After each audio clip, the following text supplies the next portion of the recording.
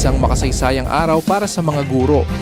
Mismong si Pangulong Ferdinand R. Marcos Jr. ang sumaksi sa oath-taking ng 2,900 at 15 na promoted teachers at school heads sa Makati Coliseum. Sa kanyang mensahe, binigyang diin ng Pangulo ang mahalagang papel ng mga guro sa paghubog ng kinabukasan ng kabataan at sa pag-unlad ng bansa. Ang mass promotion na ito ay bahagi ng fast-track implementation ng Expanded Career Progression (ECP) framework sa ilalim ng Republic Act No. 12,288 o ang Career Progression for Public School Teachers and School Leaders Act of 2025. Layunin ng bagong batas na palakasin ang moral ng mga guro, pabilisin ang promotion process, magkaroon ng malinaw at patas na career progression, siguraduhing walang mababawasan ng sahod sa ilalim ng prinsipyo ng DepEd na RISE, Resilience, Integrity, Service, and Excellence, patuloy ang pagsisikap na mapabuti ang kalidad ng edukasyon sa bansa. Hindi madali ang maging guro at ramdam namin ang bigat nito. Araw-araw, humaharap kayo sa mga hamon. Pinupuna ng kakulangan, isinasantabi ang pagod para sa bawat mag-aaral na ipinagkakatiwala sa inyo. Ngayon, nais naming malinaw na sabihin ito. Nakikita namin ang inyong pagsisikap. Pinahahalagahan namin ang inyong karanasan. At batid namin ang bigat ng papel na araw-araw ninyong ginagampanan sa loob at labas ng silid-aralan. Nais naming suklian ito.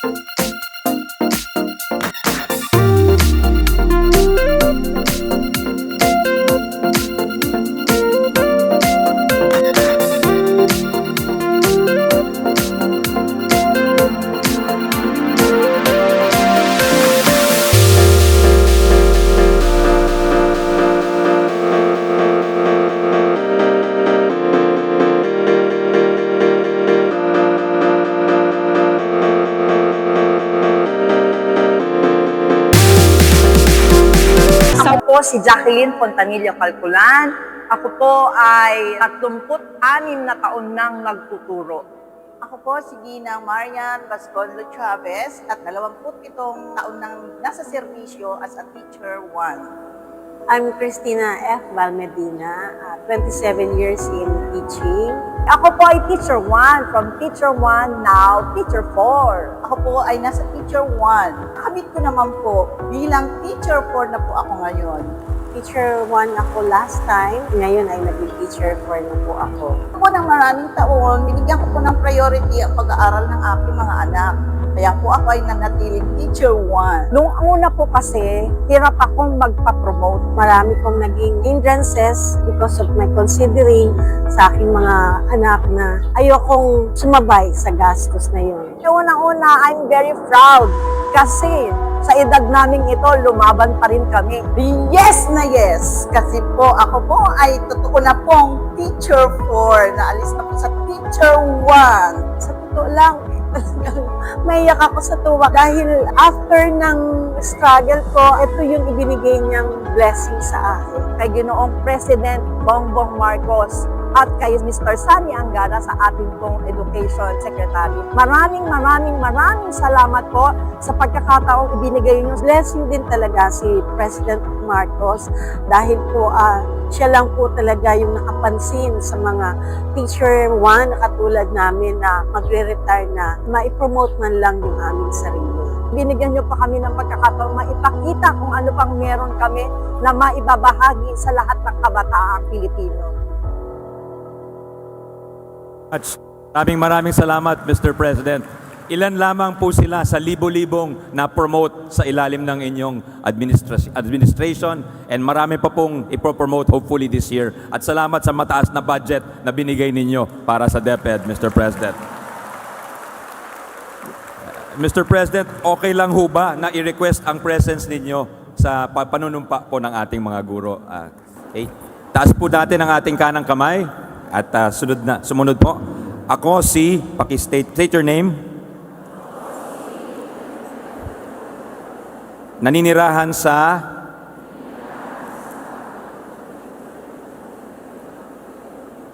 na itinalaga bilang ay taimtim na nanunumpa. Natutuparin ko ng buong husay at katapatan sa abot ng aking kakayahan ang mga katungkulang pinagtalagahan sa akin at sa dapat gampanan sa iba pang pagkaraan nito'y gagampanin ko sa ilalim ng Republika ng Pilipinas na aking itataguyod at ipagtatanggol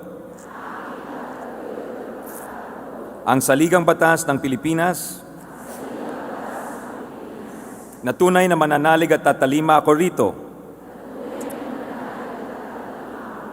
Nasusundin ko ang mga batas at mga kautosang legal at mga dekretong pinaiiral ng mga sadyang itinakdang may kapangyarihan ng Republika ng Pilipinas.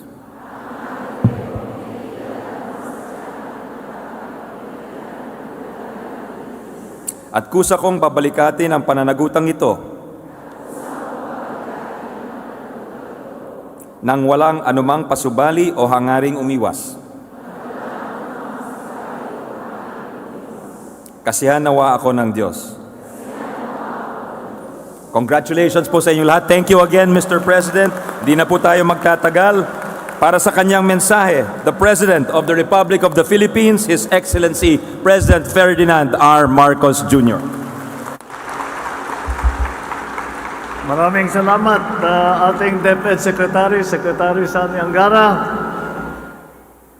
Hindi ko po matanggal sa mukha ko yung aking ngiti dahil matagal ko nang inaambisyon na gawin ito. Congratulations po sa inyo lahat. Batiin ko lang po ang ating mayor ng City of Makati, Mayor Nancy Binay. Siyempre, ang pinakamahalaga na nandito ngayon, lahat kayo na bagong sumpa, na promoted na mga teacher at school head ng DepEd. My fellow workers in government, ladies and gentlemen, sa magandang araw, napakagandang araw sa inyong lahat.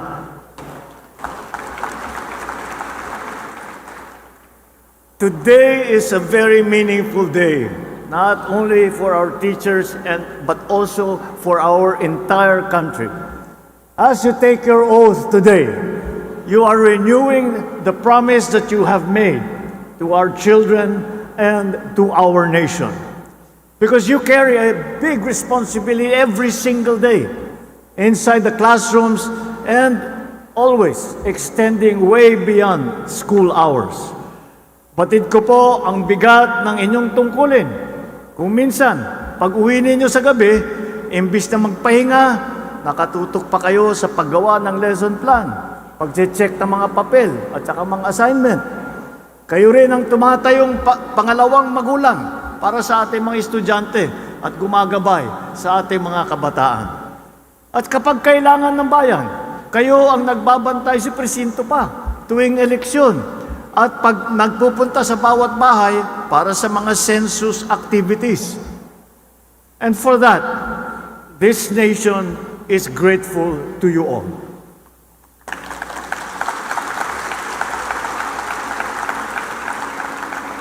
As your public servant, I believe that our fight to build a better government begins through education and through the people who mold the minds of our youth.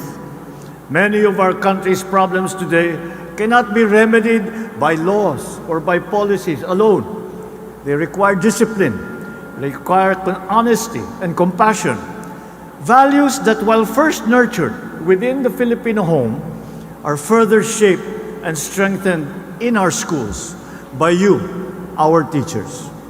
Sa bawat batang natuto ng tama at mali, sa bawat kaalaman na naibabahagi dito nagsisimula ang pagbabago. At kayo, ang ating mga guro, ang humuhubog nito.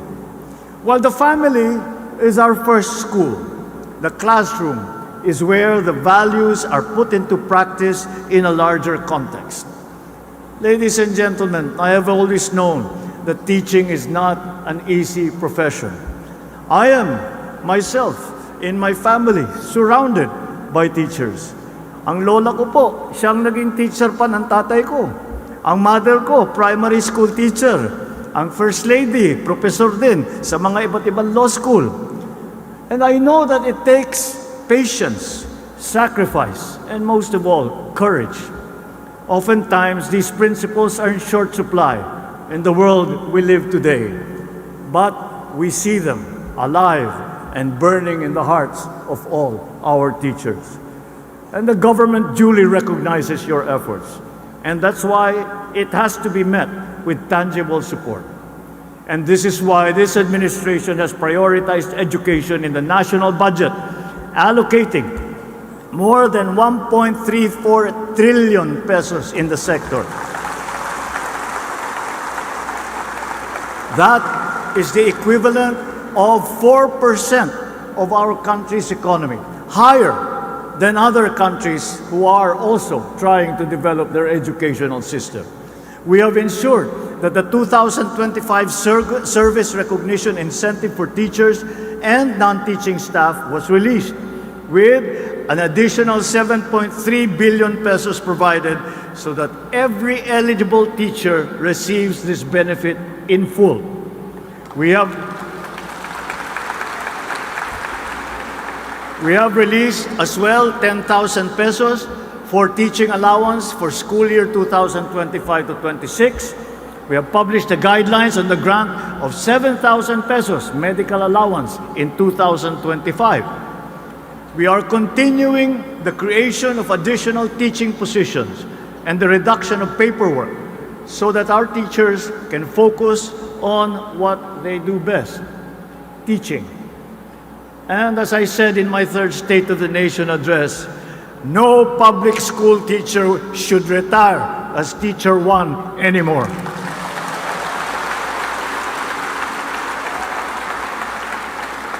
We will expand our educators' career paths through strategic reclassification. By creating more high-level positions, we can have senior educators move up based on merit and open new entry positions to new graduates. Your promotion will be a doorway to a better life for you and your family. We hope to help you achieve greater financial stability and the much-deserved recognition for your very, very hard work. Beyond these benefits and changes, our commitment to creating a system that protects and empowers teachers remains steadfast. So as you take your oath today, whether as a teacher or as a school head, remember that every responsible citizen passed through your classroom and was shaped by your nurturing hands. Teach our youth not only lessons from the pages of a book, but lessons that shape lives, lessons of integrity, of responsibility, and for love of country. Many things in this life may change, but the lessons and values that you impart remain long after we are all gone.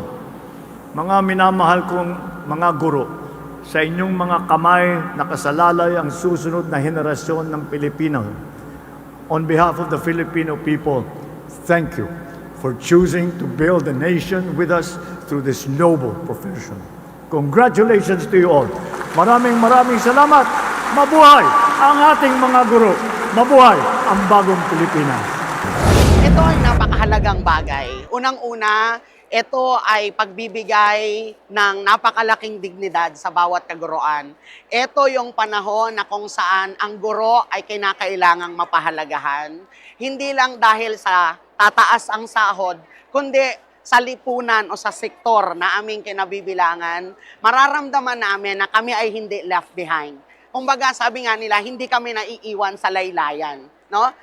Etong isipin na to, talagang matagal na naming pinangarap, matagal namin itong inantay, na kung saan lahat ng guro ay aalis o magre-retiro ng serbisyo na kung saan they are well compensated, they are satisfied, and they are happy in the public service na ginawa nila sa ilalim ng Departamento ng Edukasyon. And of course, ito yung bagay din na kung saan, alam ko, lahat ng guro ipinagpapasalamat, sapagkat natupad na walang magre-retiro na teacher 1 lang. Kundi, bawat isa ay nabigyan ng karapatan, nabigyan ng nararapat na pagpapahalaga. Kasi sa totoo lang po, hindi madali ang maging isang guro. Pero ginagawa namin lahat ito, hindi para sa sahod, kundi para sa bata, para maibigay ang dekalidad na edukasyon.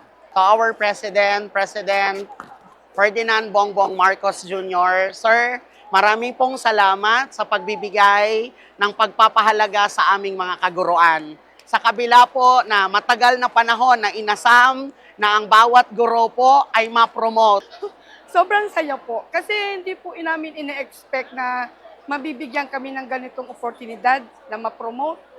Kasi hindi na namin ako mag-MA sa BC, syempre sa family. So naglabas si President Marcos ng memo or order na yun nga po yung mga walang magre-retire ng Teacher 1. So pasok po kami doon. 55 above.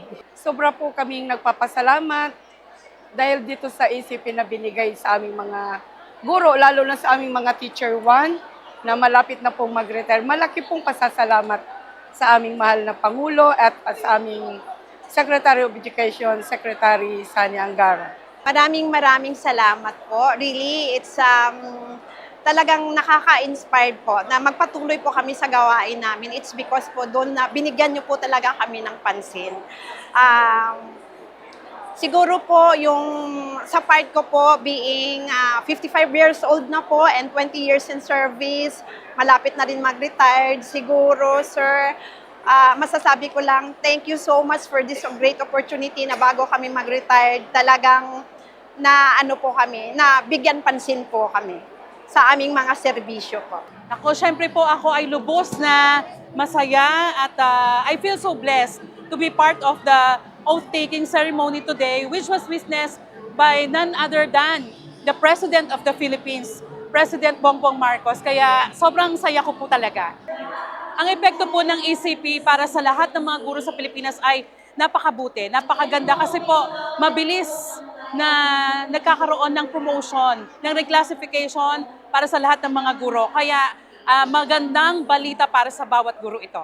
Napakalaking bagay po nito kasi nagpapataas po ito ng moral sa lahat ng mga teachers and magiging maganda lalo ang kanilang retirement kasi walang teacher 1 na magre-retire at lahat sila aangat sa kanilang career. Nako, maraming salamat po President Bongbong Marcos at sa ating minamahal na DepEd Secretary Sani Angara sa inyo pong lubusang pagmamahal sa aming lahat, sa lahat ng mga guro ng bansang Pilipinas at nawa po ay maipagpatuloy pa natin ang lahat ng magagandang programang ating nasimulan. God bless din po sa inyong lahat.